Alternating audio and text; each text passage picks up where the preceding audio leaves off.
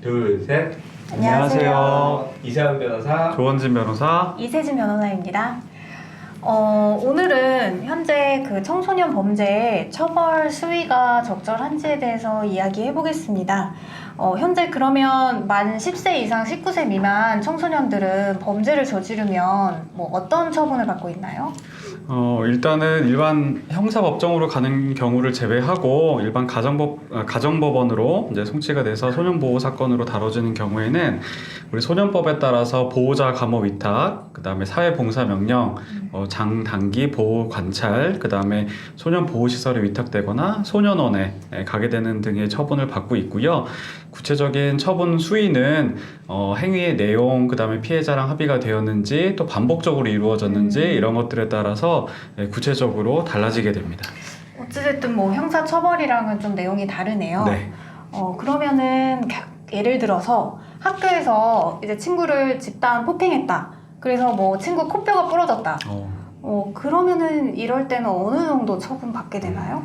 내용에 따라서 워낙 다르기도 하고요. 아까 조현진 변호사님 말씀하신 것처럼 그 행위자의 특성을 굉장히 많이 보는 것이 가정법원 이 청소년 사건의 특징이기도 해요. 예를 들면 형사사건은 정말 딱 말 그대로 코뼈가 부러졌다, 전치가 몇 주냐, 이렇게 이 피해자가 합의가 됐냐 안 됐냐 그 부분만을 고려해서 사다리 타기처럼 어느 정도의 양형기준표에 따른 결과의 어떤 범위가 나오는데 청소년 사건은 계속 반복되고 있느냐 그 행위들이, 그리고 부모님의 어떤 보호 의지가 있느냐, 보호력이 강하냐, 이런 부분들, 또 아이가 얼마나 반성하고 있느냐, 이런 부분들을 종합적으로 고려를 해서 조금 이거 좀 심한 행위인데 라고 하더라도 조치가 좀 낮은 조치가 나오는 경우도 있고, 별거 아닌데 라고 생각하지만 판사님이 보기에는 얘는 계속 이 행위를 반복할 것 같다 라고 해서 좀 경각심을 주기 위해 중한 조치하는 경우도 종종 있거든요. 보통 아까 말한 대로 뭐 아이를 때렸다, 뭐 어디가 못 부러졌다 라고 하면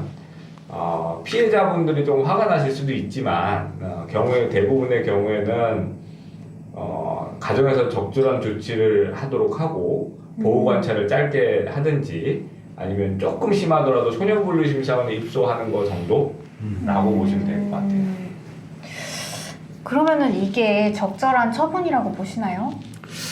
글쎄 뭐 피해자분들이나 가해자분들이 바라보시는 시각의 차이는 분명히 있을 거예요. 그런데 제가 보기에는 일단은 이 소년이라고 별도로 구분을 해놓고 보호 처분의 대상으로 가정법원에 보낸 이상 너무 과도한 처분을 내리는 것은 적절하지 않아 보이는 측면이 있습니다. 또 하나 우리가 꼭 고려해야 될 게 뭐냐면 이 분류심사원이라는 데는 사실은 임시로 위탁을 가 있는 곳이거든요. 그래서 그곳에서 어떻게 생활하느냐가 실질적으로 판사님께 다 말하자면 뭐 표현은 그렇지만 보고가 되고 그걸 종합적으로 고려하셔서 최종적인 처분을 받는 것이기 때문에 그런 절차를 거쳐서 아이들이 조금 반성할 수 있는 시간을 겪었다고 한다 그러면 처분 자체를 너무 과도하게 높이는 것은 좋지 않겠다.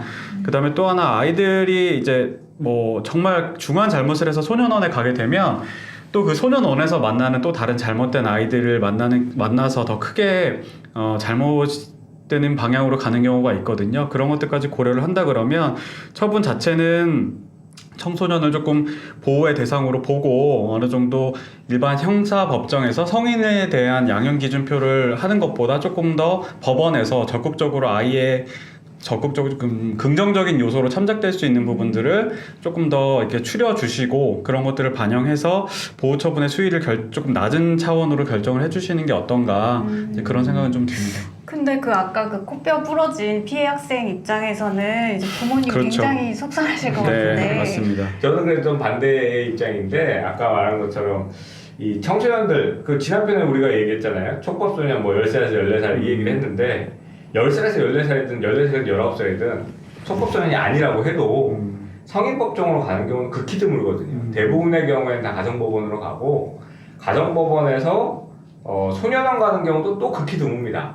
대부분은 이 가정에서 적절히 교육을 하도록 하고 보호 관찰을 붙이든지 아니면 수강명령, 학교 폭력이 더 이상 하지 말고 수강명령 붙여서 이제 적절히 이제 사회 내에서 이제 교육을 하도록 하는데 이제 문제는 그러다 보면 학생들이 느낄 때 결국에는 이 청소년 사건은 결국 교육이 교화가 제대로 되느냐가 굉장히 핵심이라고 볼 수 있는데 처분이 낮았을 때 그럼 교육이 제대로 되느냐라고 하면 저는 그 부분은 좀 아닌 것 같다는 생각이 많이 들어요. 예를 들면 아이를 막 실컷 때렸어요. 근데 때렸는데 코뼈가 부러지고 막 엄청 큰 피해를 줬는데도 아이가 소년원 가지 않아. 그러면 아이 입장에서는 이렇게 때려도 어차피 봉사활동 몇 시간 하면 끝이네 라고 가해 학생은 생각할 수 있고, 반대로 피해 학생 입장에서도 이런 거 어차피 신고해 봤자 봉사활동 몇 시간 하고 가해 학생이 끝나니까 오히려 그 보복이 더 두려울 수 있거든요. 그러니까 가해 학생에 대한 어떤 굉장히 중한 처분이 오히려 가해 학생이든 피해 학생이든 많은 학생들의 학교 폭력이나 청소년 범죄를 없애는데 중요한 역할을 하지 않겠냐 라는 입장을 저는 좀 이런 여러 가지 좀 고려하면 좀 처분 형량을 좀 높여야 되지 않을까 지금보다는 그런 생각을 좀 하고 있어요. 처분 수위 높이는 거는 좀 적극적으로 고려는 해볼 필요는 있긴 있는 사건들이 또 있더라고요. 저희가 상담해보면은 저희가 보기에도 피해가 극심한 경우가 있어서 조금 그것 자체도 형량 자체도 조금 더 세분화하면 어떨까. 처분 자체도 지금 이제 소년법에 의해서 너무 쫙 일률적으로 되어 있는데 사실은 양형 기준이라든가 이런 것들이 명시적으로 되어 있진 않잖아요. 조금 더 처분 기준을 그런 게 없죠. 맞습니다. 그게 어려운 것 같아요. 네, 처분 기준을 조금 더 세분화하고 그 다음에 아까 말씀드렸던 것처럼 법원의 어떤 적극적인 양형 요소를 한번 끌어내려는 노력, 그 다음에 거기에다가 보조인이라고 이제 변호사를 이제 소년법정에서는 보조인이라고 부르게 될 텐데 보조인들의 조금 적극적인 노력이라든가 이런 것들이 더해지면 아마 조금 그에 적절한 사안에 따라서 적절한 처분을 받는 사건, 그리고 사안에 맞춰서 또 좀 낮은 처분을 받는 사건, 이런 것들이 조금 세분화되고 그러면 청소년들도 조금 납득하는 경우가 많아지면 결국에는 이 교화의 목적이라든가 이런 것들을 이루지 않을까. 사실은 지금 청소년들 자기가 처분을 받아도 내가 이것 때문에 이렇게 됐어 라고 막 있는 그대로 잘 받아들이는 경우가 별로 없잖아요. 그래서 오히려 학교폭력의 지금 현행 학교폭력 제도도 마찬가지인데 조금 처분 기준을 더 보다 세분화할 필요가 있겠다. 그런 생각은 조금 듭니다. 청소년 사건이 지금 우리 국가에서 사법 시스템을 보더라도 그렇게 주목받고 있는 것 같지는 않아요. 이 빈도수나 중요도에 비해서.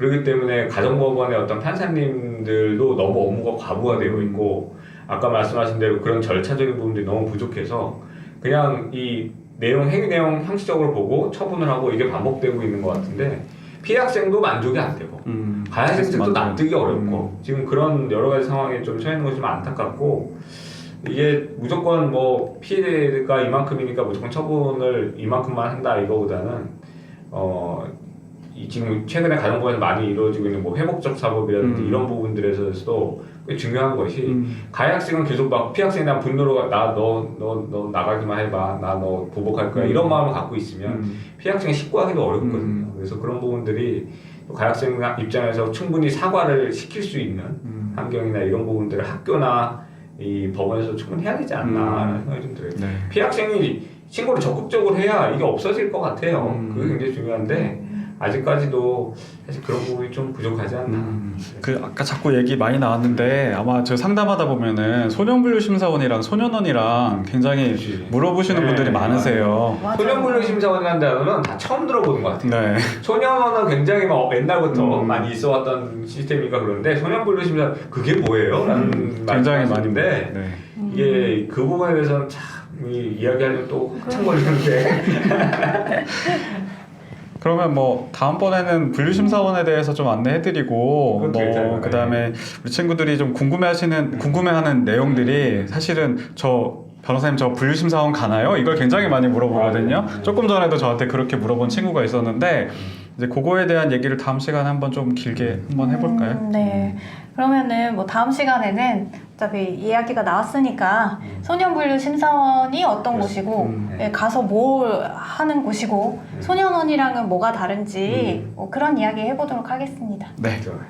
그러면 뭐 다음 시간에 네. 그럼 다음에 만나요. 네. 구독과 좋아요, 알림 설정 부탁드릴게요. 안녕.